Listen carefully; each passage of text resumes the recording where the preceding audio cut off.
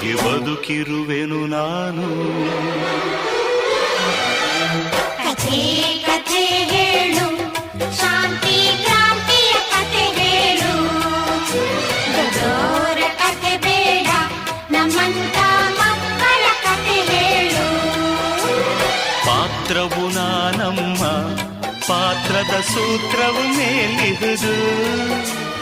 ಕಥೆಗಳ ಮಾಲೀಕ ಈ ಕಥೆಯನ್ನು ಬರೆಯುತ್ತ ಮೇಲಿ